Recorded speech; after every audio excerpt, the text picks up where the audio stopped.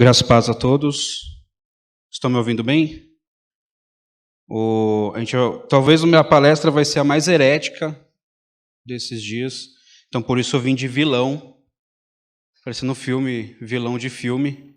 Então, é estratégico, tá, irmãos? Vou falar um pouco sobre mim. Não gosto muito, mas vou me apresentar, tá bom? Então, este sou eu, com a foto tirada pelo Paulo Pescador. Me formei na casa mesmo, no STBnet, com muito orgulho. Amo esse lugar. Já dei aula de... Comecei com teologia sistemática, na verdade. A gente deu bastante aula de teologia sistemática, passando por cristologia, soteriologia, dentre outros.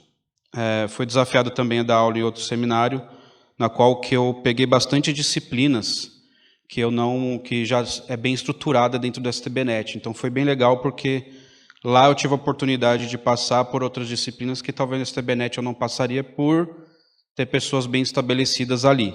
Então, foi bem interessante também. Inclusive no hebraico, né? Lá eu dei aula de hebraico, coisa que seria até estranho ao falar sem o Ribeiro, lá no STBnet, né? E do Tiago também, que é também um homem de Deus que sabe hebraico, conhecedor Ontem vocês viram como que foi. Então, aqui também estou fazendo um mestrado lá no STBnet, em Bíblia, e sou tutor do EAD. A maioria do pessoal do EAD vai falar comigo e com pesca lá também, tá bom? Então, este aí sou eu com cara de quem sou eu mesmo, né? Então, eu vou falar do tema de hoje. Muda aí, Ítalo, por gentileza.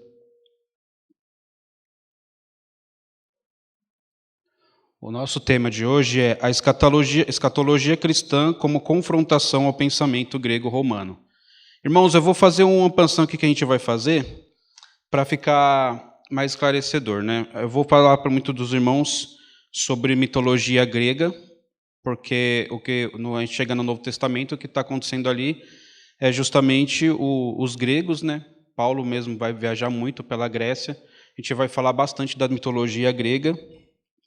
E depois eu vou falar um pouco do que Paulo pode ter falado ali para os Tessalonicenses, quanto ao texto de 4:13, né? 1 Tessalonicenses 4:13. Então, só passa aí para mim, Ítalo, por gentileza, no primeiro slide.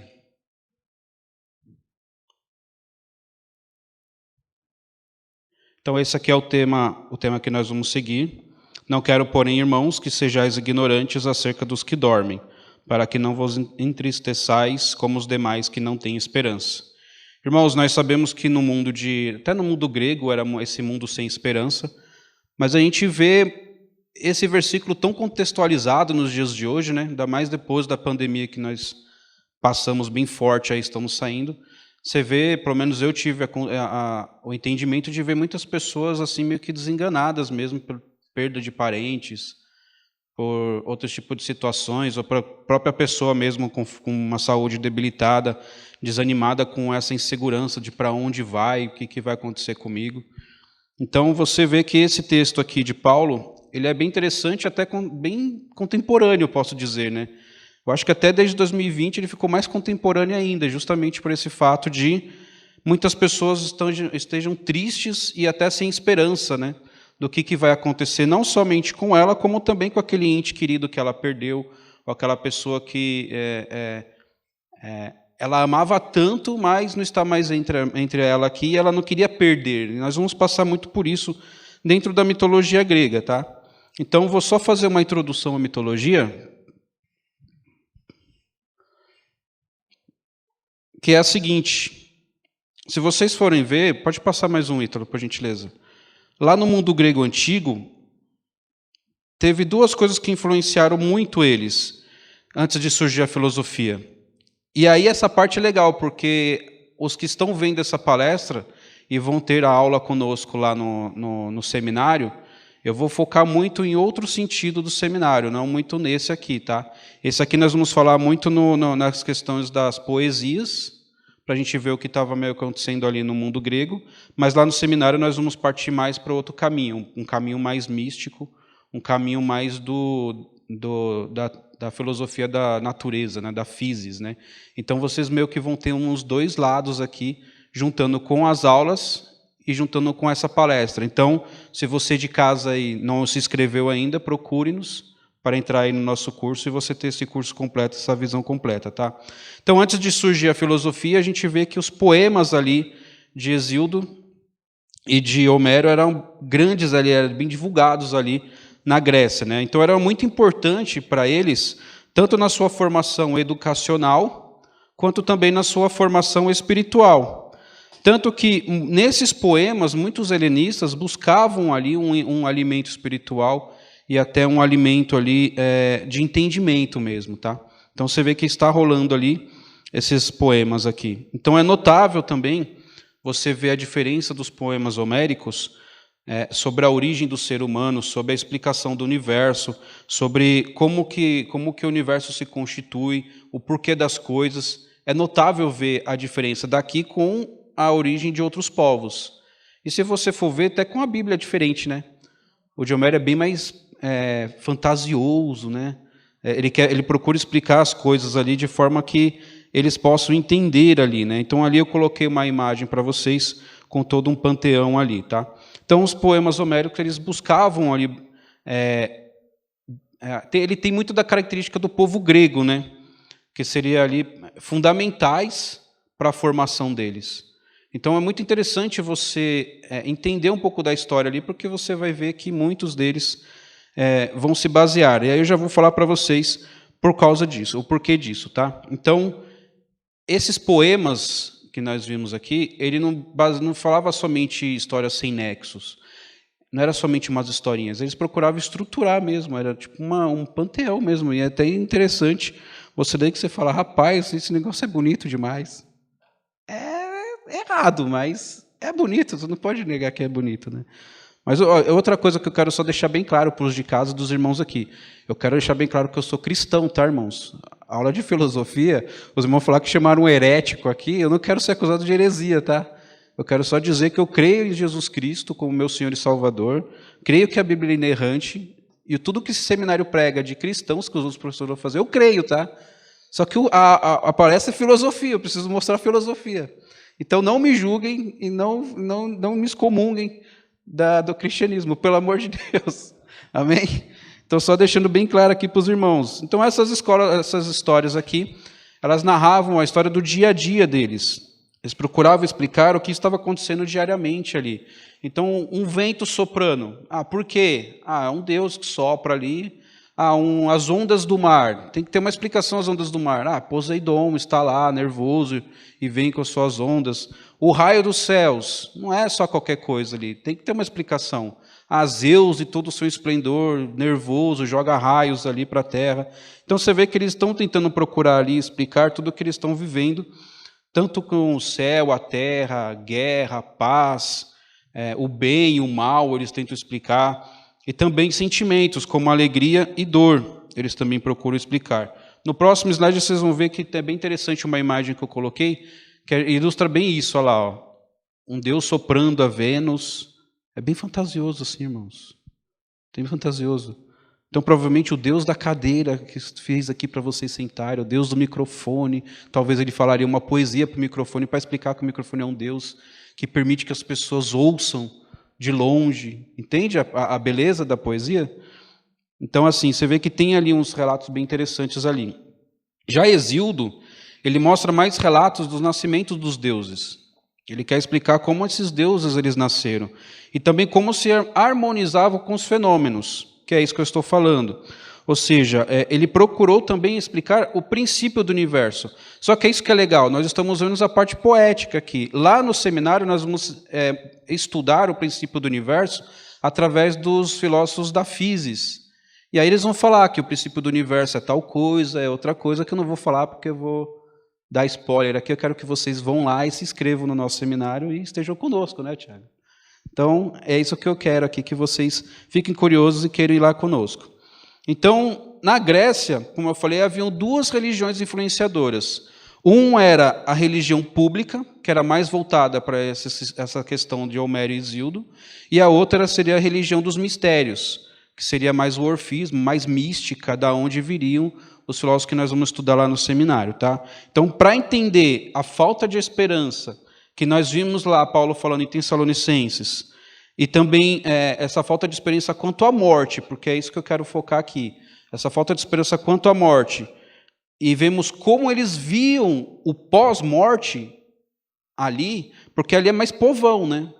A religião mística era mais assim, mais uma elite. O povão era ali que estava rolando todo o panteão ali. Então, a gente vai focar nessa parte.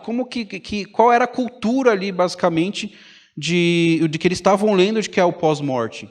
Então, porque você vai lá em Tessalonicenses, eles estão meio que desesperançosos da situação ali. Estão tristes ali. E aí, lá no final da palestra, nós vamos ver como Paulo explicou isso também, e já linkando com o que nós vamos ver. Então, para entender essa falta de esperança quanto à morte, nós vamos ver como eles entendiam o pós-morte, tá? Depois a gente coloca como Paulo vai falar com eles. Amém? Então, nós vamos ver lá a origem da morte. E é o seguinte, o panteão é o seguinte. Na mitologia grega, o princípio de tudo é o caos. Vocês estão vendo na imagem aí, o princípio de tudo é o caos. Ele sim é o Deus primordial, e dele saiu esses 5 belíssimos filhos, que é Gaia, a terra, Tártaro, o abismo, Eros, o amor, Ébero, as trevas, e Nix, a noite. Nix eu coloquei ali por último. E de Nix saiu Thanatos, que é a morte. Então você vê que o panteão está bem estruturado ali. Uma historinha só para ilustrar basicamente toda a palestra. Vocês vão ver que essa história vai ser essencial para tudo que a gente vai falar depois. Thanatos, então, ou Thanatos, sei lá como vocês podem falar. Thanatos teria sido derrotado por Císimo. E Císimo era rei de Coríntio, e Císimo foi lá e acorrentou e aprisionou Thanatos, que é a morte. Quando eu falar Thanatos, entendo a morte. Então, foi lá e acorrentou a morte. E com isso, o reino de Hades, que é o reino lá do inferno, das trevas, que você pode entender, ele começou a se enfraquecer, porque ninguém estava morrendo. A morte estava presa, ninguém estava morrendo. Então, Zeus, ao ver que a morte estava presa, foi lá e a libertou. Só que aí Thanatos fez o quê, irmãos? Eu vou atrás desse cara aí que me prendeu, eu vou querer vingança. Qual que é a vingança de Thanatos? A morte. Então eu vou lá atrás dele e vou morrer. Passa aí, Ítalo, mais um slide. Então, buscando vingança, Thanatos vai atrás de Císimo e o matou. Só que Císimo, espertinho, antes de morrer, virou para sua esposa e falou o seguinte: você não me faça cerimônias fúnebres. Não faça isso comigo. Por quê? Porque, na verdade, Císimo já queria enganar os deuses, e compreende? Já queria dar uma enganadinha ali. Císimo era espertinho, irmãos. Queria dar uma enganadinha nos deuses ali. Então, a esposa dele não faz cerimônia e ele morre. Só que chegando lá no Hades, ele não pode atravessar o rio, que eu vou falar mais para frente, qual a estrutura disso. E aí, com uma autorização especial, Hades fala para ele: rapaz, você não teve uma cerimônia fúnebre? Volta lá e reclama com a sua mulher. E o que ele fez? Subiu de volta à terra e foi falar para a mulher dele, só que, na verdade, ele já tinha combinado com a mulher dele. Enfim, os deuses perceberam que foram enganados pelo espertinho Císimo, principalmente Thanatos, falou que, rapaz, esse cara é esperto demais, eu vou atrás dele. Foi atrás de Císimo e o matou, só que ele foi lá também e o aprisionou no mais profundo lugar do abismo, que aí eu vou falar para vocês toda a estrutura também. Qual a punição dele? Rolar uma pedra sobre a montanha. Quando chegasse no topo da montanha, as suas pernas ficariam trêmulas, ele soltaria, caía a pedra, e aí ele teria que voltar tudo de novo e subia novamente. Essa é a punição dele por ter enganado os deuses. Então, Thanatos aqui é a apresentação destruidora da vida. A morte seria, então, a apresentação de destruidora da vida. Por quê? Porque tudo vai passar pela morte. E também pode significar a questão da perda. Porque nesse sentido aqui da mitologia, tudo passaria pela perda.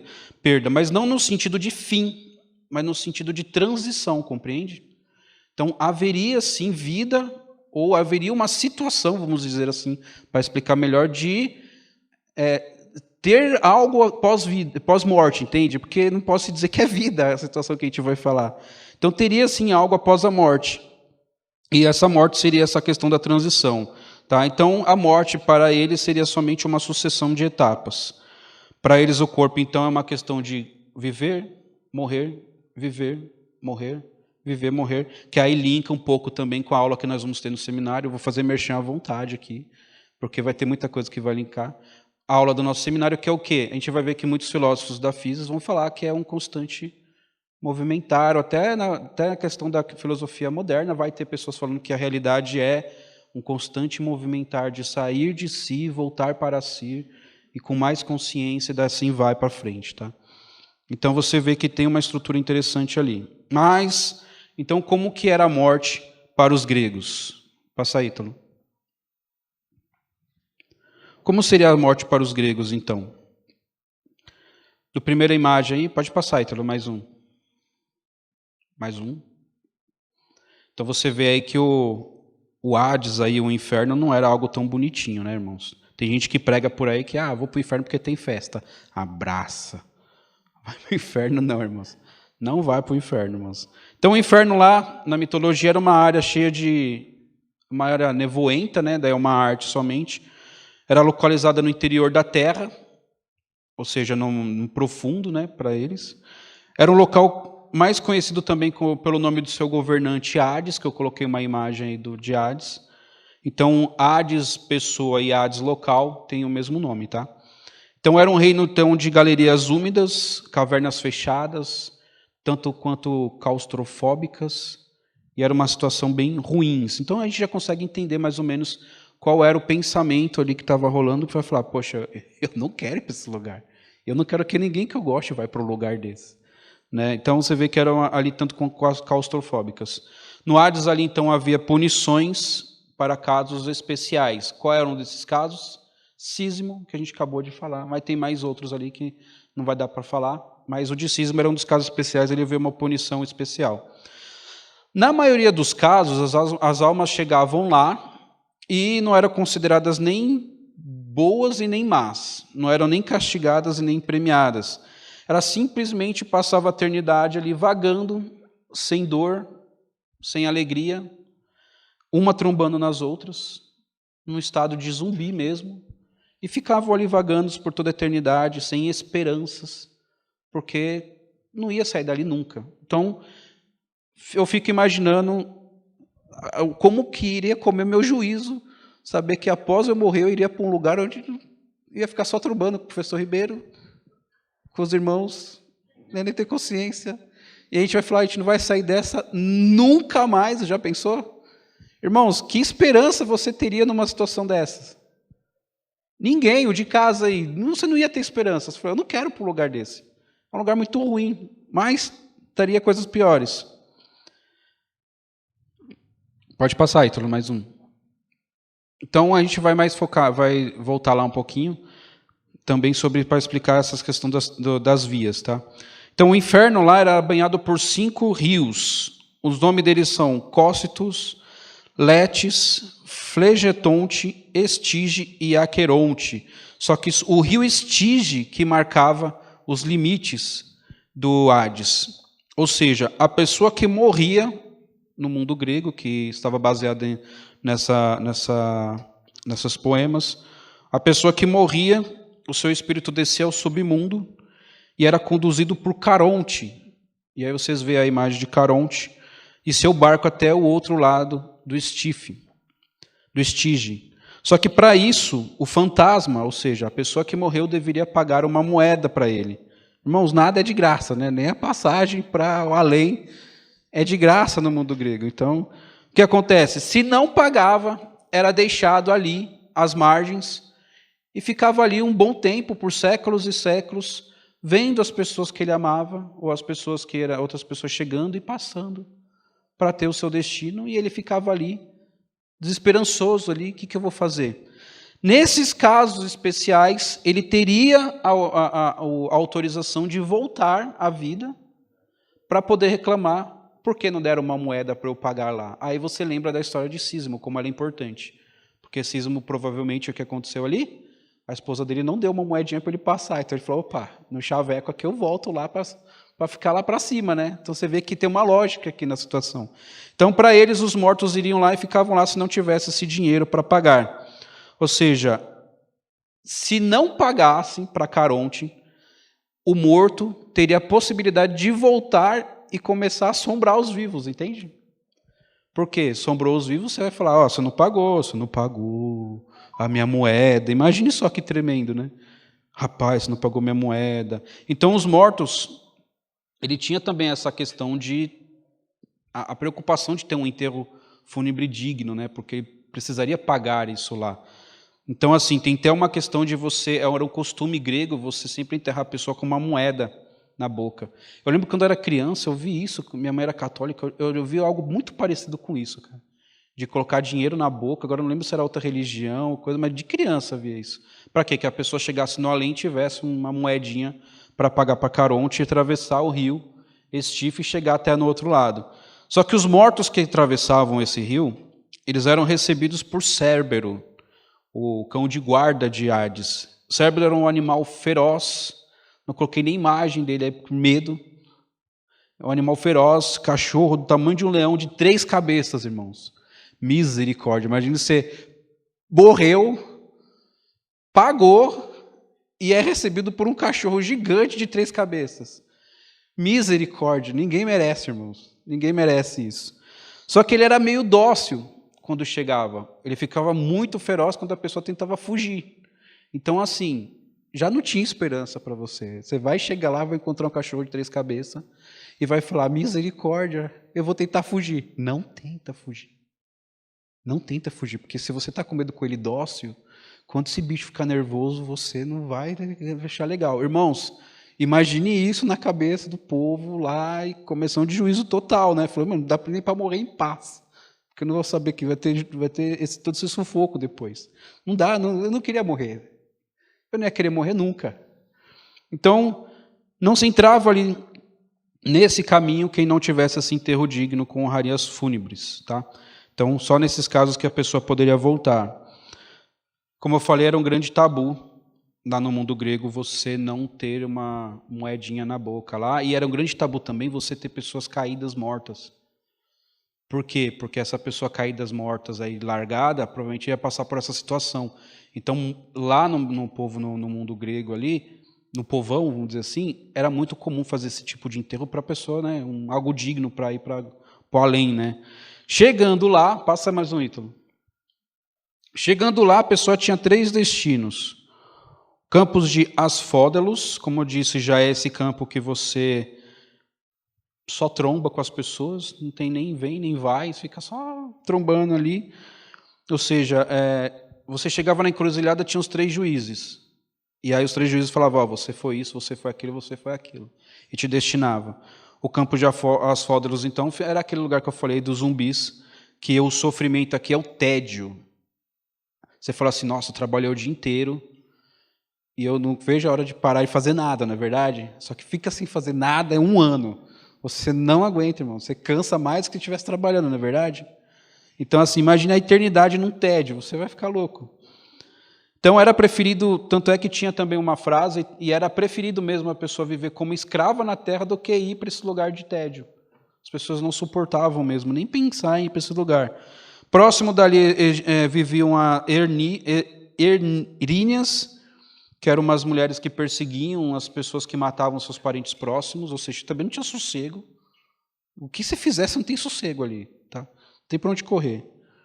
As almas que eram consideradas boas iam para o Campos Elíseos, ficava ali fora da jurisdição de Hades, mas ainda no centro da terra, tá? E ali teria festas e músicas e uma luz mágica que iluminava tudo. Olha que eles acreditavam, né, irmãos? Aí, será que é por isso que o pessoal fala, eu queria ir para o inferno, né? Vai ter festa e música? Será? Será? O lugar mais sombrio, então, o lugar de piores punições, ficava mais embaixo do Hades, que era o Tártaro. Aqui no Tártaro, que Sísimo foi preso, junto com outros ali como Tântalo, Ixion, só que não dá para a gente falar sobre eles. E também foi neste lugar de tenebroso. O Hades é ruim, irmãos. O Tártaro é pior. O Tártaro é pior ainda. É onde os titãs estão presos por Zeus. Então, não queira ir por Tártaro. Então, você vê que o grego ali que acreditava nessa situação não tinha paz nunca, não é verdade? Quem vai viver em paz sabendo que se eu morrer, vou ter que passar por isso? Misericórdia, eu não quero morrer.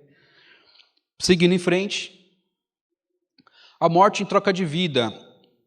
A questão é bem interessante, porque esse conceito de alguém dar a vida, alguém morrer, dar a sua própria vida a favor de outro, ou seja, a morte em troca de vida, a gente consegue ver aqui também na concepção da morte que é paga, alguém que morre pela paga dos outros, entende? Tem também ali uma mitologia quanto a isso também na Grécia, ou seja, não era somente no cristianismo que a gente vê isso, já estava presente no pensamento grego, particularmente no mito de Alceste. Como que constitui esse mito? Alceste era a esposa do rei Admeto, de Feras. Aí as deusas dos destinos falaram para Admeto assim, por intercessão, Apolo foi lá e falou, ó, dá lá, faz um acordo com o rapaz lá, e fala para ele assim que se alguém der a vida por ele, ele tem mais um pouquinho de vida. Esse é Admeto aqui, Admeto, né? Então, o que aconteceu? As deusas do destino falaram, ó, se na hora que você estiver morrendo, alguém der a vida a seu favor, você tem mais um bônus aí, uma vidinha extra. E aí Admeto falou, demorou, por quê? Eu sou dono de muitas pessoas. Meus pais estão vivos. Então, o que vai acontecer? Como eles são eternamente gratos a mim, quando eu estiver prestes a morrer, um dos meus servos vai dar a sua vida a meu favor, eu vou viver, vou viver, vou viver, vou viver. Só que ele ficou doente, e aí ninguém se candidatou. Aí ele falou para os pais, pais? Ele falou, não sei de nada, a doença é sua, se vira. Ele falou para os servos dele, e vocês? Ele falou, não, morra. Ninguém deu a vida por ele, somente a sua amada esposa que chegou para ele e falou, eu dou a minha vida a teu favor. E ali, no momento da morte, ela se habilitou a morrer por ele. Só que ele amava muito, os servos dele também gostavam muito dela, ninguém queria que ela morresse. E ele falou, não quero que você morra. Só que as runas, as deusas do destino, tem até uma imagem aí, as deusas do destino falou, a gente aceita isso. Eles falaram, não faça isso, já aceitamos. Admeto começou a ficar bom, ela começou a ficar doente. Só que aí Hércules, é muito bonito, né, irmãos? Hércules vendo aquilo e falou assim, rapaz, todo mundo gosta dessa mulher, essa mulher é muito interessante, não vou deixar a morte vir buscá-la. Hércules parou na porta do quarto dela e quando a morte, Thanatos, veio, Hércules falou, você não vai levar ela. E a morte falou, então tá bom, né, Hércules? O fortão, né? Então não vou levar, e assim os dois puderam viver felizes para sempre. Só que é o seguinte, essa entrega de vida, da minha vida por amor, de Alceste, você vê que é uma questão de eu amo meu marido e vou entregá-la. Ela é muito diferente do nosso pensamento quanto a Cristo, do que nós cremos que Cristo morreu por nós a favor de todo mundo e todo aquele que crê nele, não somente uma pessoa, compreende a diferença? Então, mesmo esse mito aqui de Alceste, ele não há de se comparar com o que Cristo fez por nós, com o que Deus fez por nós. Deus amou o mundo de tal maneira que deu seu Filho unigênito, e Jesus de bom grado falou, eu vou e pago isso, vou pagar bonito. Então, é bem diferente também quanto a esse mito. Alceste, então, é até interessante que ela foi vista por toda a antiguidade como um exemplo de virtude feminina. Alceste, né? Então, era mencionada como um paradigma que as mulheres deveriam ser seguidas. Tanto é que tem uma imagem aí que o pessoal colocava também ela como nessa questão fúnebre, né? Como de mulher virtuosa, né? Até nos primeiros anos do cristianismo, alguns teólogos faziam um paralelo com ela também, no início. Epifânio, o bispo de Salamina, em Chipre, fez uma alusão dizendo que ela foi trazida à vida por Hércules depois de 3 dias da sua morte. Olha isso. Então, a partir da era romana, Alceste era então um dos temas preferidos a se colocar em túmulos femininos. Compreende? Então, você vê lá, muitos cemitérios eu já vi, tem mesmo uma mulher lá com... Você vê que não é uma santa, você vê que é uma mulher mesmo vestida com manto, né? Então, teria isso, tá? Então Jesus nos reconciliou com Deus, irmãos. Não foi só por amor de eu com o meu marido não, minha mulher, ou minha mulher comigo. É que eu olhei para minha esposa. Então, assim, é muito mais profundo. Jesus nos reconciliou, e o amor de Jesus, o amor de Deus é muito maior do que de Alceste. Sobre as cerimônias fúnebres era o seguinte. Passa para mim, por gentileza. Mais um. Havia 3 partes. O corpo era lavado, colocado sobre o óleo, colocado ungido, né? E colocado sobre uma cama alta. E aí as pessoas poderiam chorar, velá-la ali. E depois disso passaria a fazer o enterro fúnebre. Seguiria o caminho, que ficaria mais ou menos um pouco antes do amanhecer. Então, quando chegava o amanhecer, a pessoa era enterrada com essas dignidades aí, para chegar no além-vida, como a gente já viu. Tá? Então, seria mais essa questão a postura do corpo, a procissão em si, e também o enterro ali, tá bom? E aí, na outra imagem, eu coloquei ali o pessoal fazendo a procissão fúnebre. Põe para mim, Ítalo. Então é o seguinte, não era costume colocar muitos objetos, tá? Geralmente colocava um pouco os objetos no túmulo e era mais retangular, feito de mármore. Em questão à imortalidade dos mortos, então, estaria nessa questão que eu falei e também nas lembranças dos vivos com as pessoas que faleceram. Essa daí estaria, então, a lembrança dos mortos. E também nas representações de vasos. Coloque para mim todos os vasos, por gentileza. Essa seria a imortalidade dos mortos ali, entendeu? Lembrando que eu estou focando na mais questão da mitologia. A questão mais mística a gente vai ver lá no seminário, tá? Seguindo mais um pouco para frente, já partindo para o final do nosso tema. Uma esperança para os sem esperança. Irmãos, concordam comigo que aqui não há muita esperança para o grego, né? É tristeza, irmãos. Não tem muita esperança. Então, passa mais um, Ítalo. Então, vimos que a morte aqui provocava um grande medo no povo grego. Não havia ali uma esperança para o corpo e nem para a alma. Se você for para pensar, falamos mais da alma, mas ninguém falou do corpo. Porque não tinha a mesma esperança para o corpo. Era mais questão da alma, e a alma, irmãos, não vai sofrer. Entende? Mas a questão do corpo não tinha muito. Então, agora sim nós podemos compreender um pouco da falta de esperança que muitos gregos poderiam ter ali. Então, provavelmente, tá, a questão é uma probabilidade, ali em Tessalônica alguns crentes já teriam morrido e eles ficavam nessa dúvida ali, porque Paulo escreveu para reafirmar as doutrinas, né, para dar essa questão de bom ânimo ali. Então, muito provavelmente alguns crentes tinham morrido e outros parentes ficaram abalados ali, porque Paulo vai falar lá em 1 Tessalonicenses 4,13, a fim de não entristecerem como os demais que não têm esperança. Entende? Então, vocês estão tristes, mas não ficam desesperados. Então, os que haviam morrido estavam perdidos no pensamento ali? Então, não teria mais esperança numa futura glória dos corpos? Estar com Deus? Talvez não teria essa esperança dos que faleceram? Então, Paulo teria escrito para que essa tristeza, então, não virasse um desespero igual dos pagãos, compreende?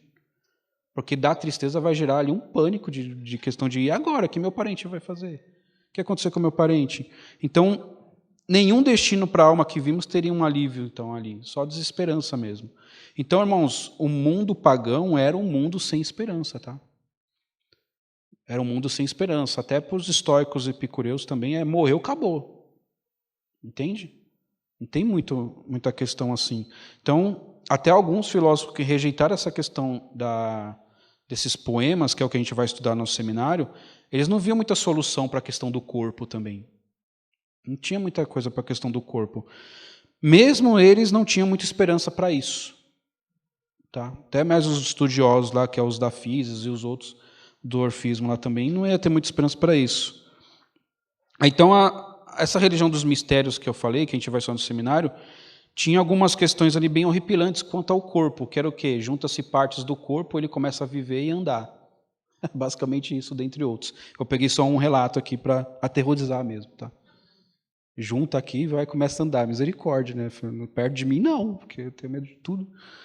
Então, assim, até isso eles não têm muito. Essa questão de glorificação não tem muito mesmo no mundo grego, entende?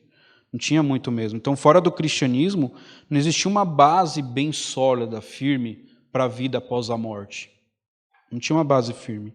Então, a morte do crente era comparada com os que dormem, você vê ali. Por quê? Porque era diferente mesmo. Dos que dormem é diferente mesmo. Os que dormem está mais parecido com um descanso do seu trabalho e um despertar para a glória, compreende? Então, não é um desespero assim.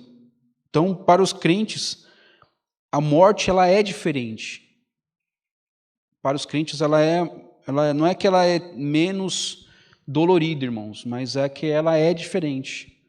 A morte para o crente tem que ser diferente. Então, Paulo não deixa dúvidas ali o que aconteceria, o que vai acontecer com os que morreram, quanto à ressurreição também. Porque ele vai falar em 1 Tessalonicenses 4,14. Se cremos que Jesus morreu e ressuscitou, assim também os que em Jesus dormem, Deus o tornará a trazer com ele. Agora você faz uma comparação com o que o pensamento grego via, com isso aqui é um bálsamo, né? Então, eu vou me ressuscitar com Cristo. Então, os que morreram em Cristo também não iam ter vantagens com os vivos. Com relação, não teria, não ia ter uma compatibilidade ali, entende? Porque mais os que morreram em Cristo ressuscitarão primeiro.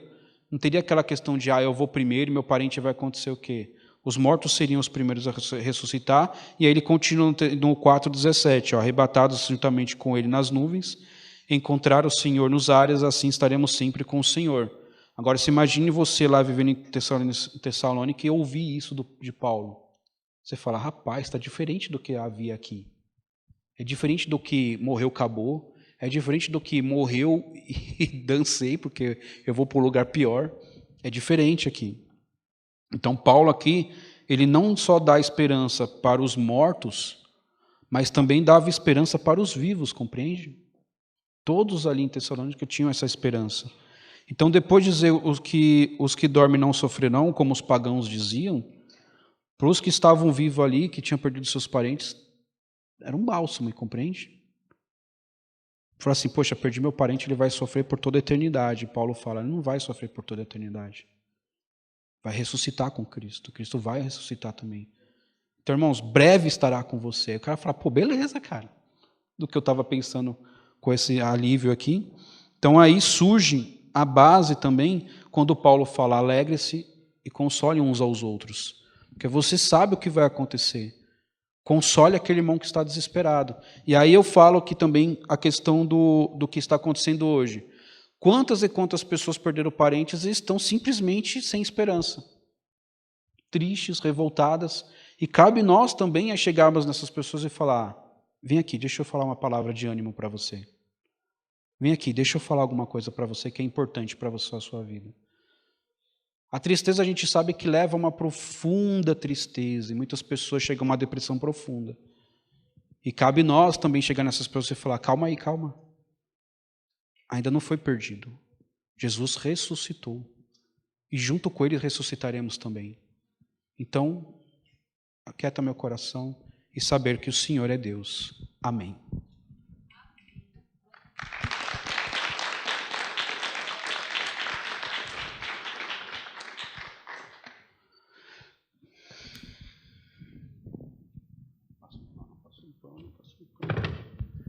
Temos aqui uma pergunta.